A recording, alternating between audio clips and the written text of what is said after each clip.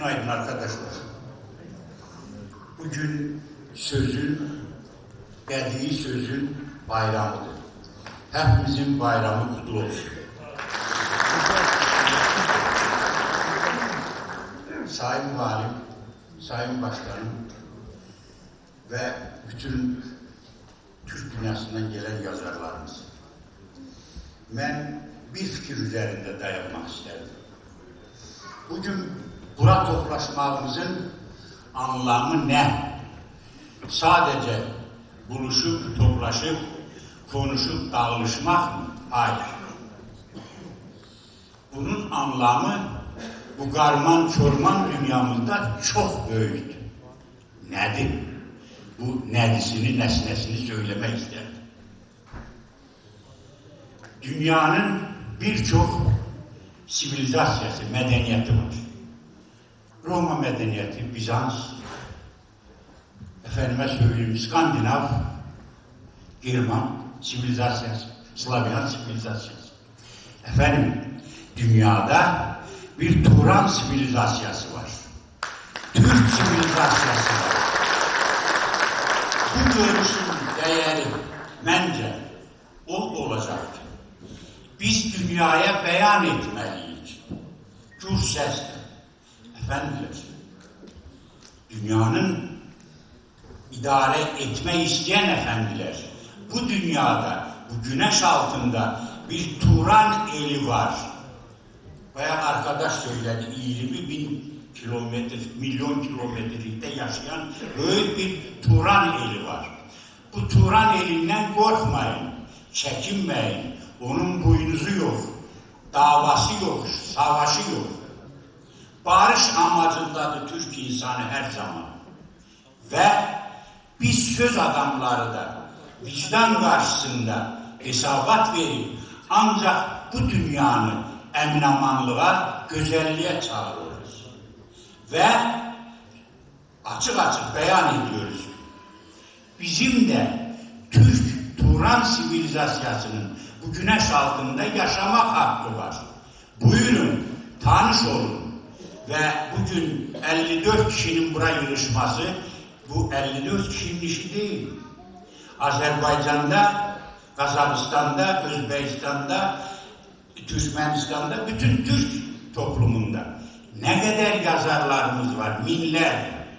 Ve bu minlerce yazarın yazdığı en değerli bədii söz dünyaya bizim ismarışımızdır. Bizim beyannamemizdir ki biz de varız bu güneş altında. Buyurun bizle kardeşlik edin. Türk'le kardeşlik bu dünyanın eminamanlığına ve bu dünyanın daha güzelleşmesine hizmet eden bir yoldur. Bunu dünyaya anlatmalıyız. Sayın efendim, benim yaşadığım 45 yıldır çalıştığım Moskva şehrinden gelmişim ve bilesiniz Rusya deyilen büyük memleketin 4 kişinin biri Türk toplumunun adamıdır. 4 kişinin biri. Deməli, Turan elləri, Turan toprağı Rusya'nın da erazisinde var. Bu dışarıda değil. Ve bugün Başkurtistan'dan burada bir hanımefendimiz geldi. Tataristan'dan geldi bizim arkadaşlar. Bu Rusya toprağında olsa da Türk toplumunun tarihi toprağıdır. Amandır, biz siyasete karışmıyoruz. Hiç kimin toprağında gözümüz yok. Hiç kimin sınırını değişmek amacımız yok. Ama biz de yaşadığımız her bir yerde Turan elinin edebiyatını, medeniyetini ortaya getirmek ve yaşadığımız yerlerde təqdim etmektir. Efendiler buyurun, bak biz buyurun. Alın, okuyun, kıymet verin ve bizden arkadaşlık yapın. Mənə belə gəlir ki, bugünkü buluşmamızın bütün amacı bax budur. dünyaya beyan etmektir. Biz varız, Turan elleri var ve Turan medeniyeti dünyanın sivilizasyon değilen bir anlamın bir kolu da Turan medeniyeti, Turan sivilizasyonu. Sayın efendiler, sözümün sonunda bunu demesem kendimi rahatsız hissederim ve vallahi billahi uyum gelmez gözler.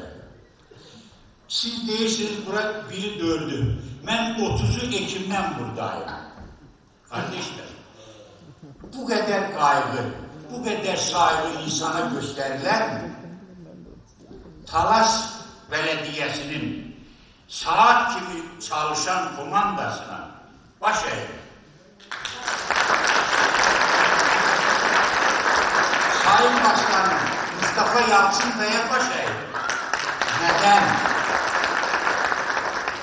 Düşünün, her birimizin evine 3 kişi ya 5 kişi misafir gelende ama dünya karışır.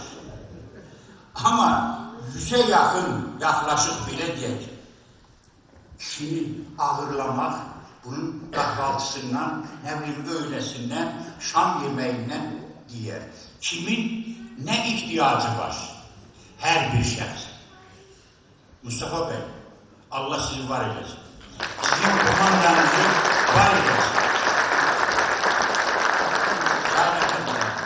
Ben eğer Serhat Kabaklı abime, İmdat Afşer kardeşime bu kürsüden baş indirmesem onda ben olmanım. Sizin Türk dünyası, Türk edebiyatı için gösterdiğiniz hizmetler Sayın Serhat Bey, evetsizdir. Türk Edebiyatı jurnalında o dergide hiç olmasa bir şiiri, bir yazı çıkmak büyük bir gurur duyur her bir kalemle. Ve siz de sabırla bu deli dolu şairlerin hepsini derginizde imkan dahilinde derc ediyorsunuz ve bütün Türk dünyasına tercüme ediyorsunuz. Bunun için bir daha teşekkürler size ve İmdat Bey'e ve sizin bütün komandan. Sağ olun Sayın Efendiler. Ben bir muallim kimi, yani hoca kimi en azından 45 dakika konuşabilirim. Ama zamanımızı nezere alarak sizden ayrılmak istiyorum. Yani bu kürsüden, sizlerden yok, kürsüden ayrılmak istiyorum. Ve şiirlerimizi de sonraki panellerimizde, gecelerimizde okuyarak. Sağ olun, selamet olun.